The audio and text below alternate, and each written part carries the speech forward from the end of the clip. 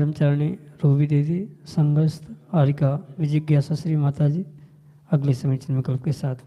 परम पूज्य मुनिवर श्री 108 सुप्रभ सागर जी महाराज के पावन द्वय चरणों में कोटि कोटि नमन। परम पूज्य मुनिवर श्री प्रणत सागर जी महाराज के पावन चरणों में कोटि कोटि नमन। पूज्य माता जी को वंदामि इच्छा में।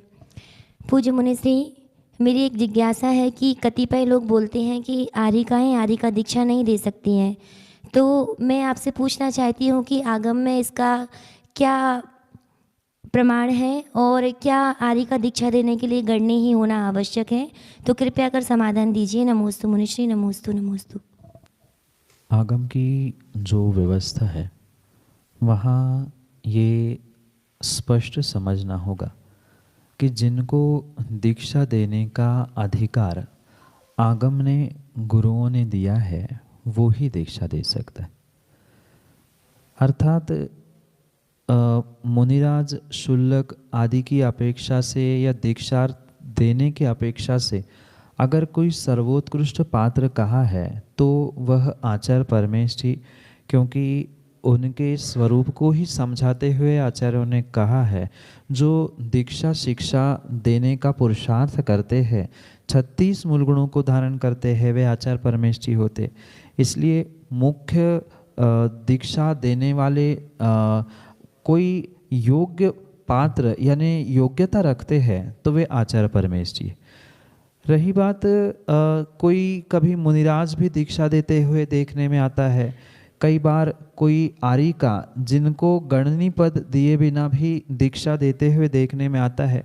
वहाँ ये विशेष बात ध्यान रखने योग्य होती है कि भले ही मुख्य दीक्षा देने की योग्यता आचार्य परमेश्वरी या गणनी माँ को प्रदान की जाती है, पर फिर भी गुरु आज्ञा से कोई निर्ग्रंथ मुनिराज भी निर्ग्रंथ मुनि की दीक्षा दे सकता है, शुल्लक शुल्लिका आदि दीक्षाओं को दे सकता है। पर जैसे कि प्रथमान योग में अधिकांश प्रमाण प्राप्त होते हैं कि आरिका के पास जाकर ही किसी श्राविका ने दीक्षा ग्रहण कर ली, वहाँ ये उल्लेख सर्वत्र नहीं मिलता कि गणनी आरिका के पास ही जाकर दीक्षा ग्रहण की है। तो जिसकी योग्यता है, ऐसे योग्यता प्राप्त आरिका को अगर गुरुदेव का आशीर्वाद है, गुरु आज्ञा मिल चुकी है, तो वह आरिका भी दूसरे श्राविका को शुल्लिका या आरिका दीक्षा दे सकते हैं। इसमें किसी प्रकार से कोई हर्ज नहीं है।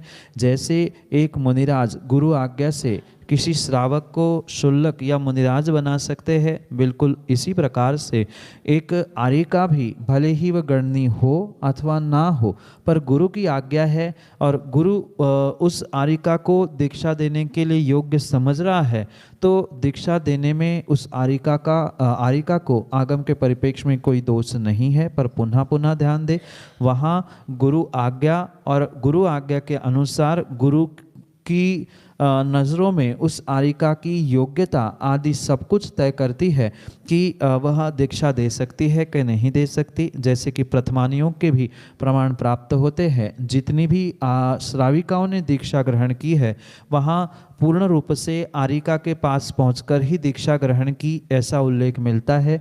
सती सीता के विषय में जैसे कथन मिलता है कि आरिका पृथ्वीमती के समीप पहुंचकर उन्होंने दीक्षा ग्रहण कर ली, वहाँ कोई गणनी का उल्लेख प्राप्त नहीं होता।